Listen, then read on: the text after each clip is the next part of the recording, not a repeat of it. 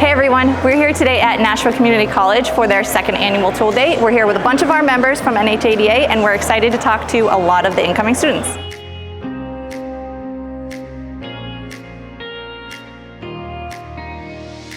Today we're here at Nashua Community College hosting our annual Tool Day. This year we have industry partners from local dealerships and independent shops, as well as orientation for us new students that are coming in.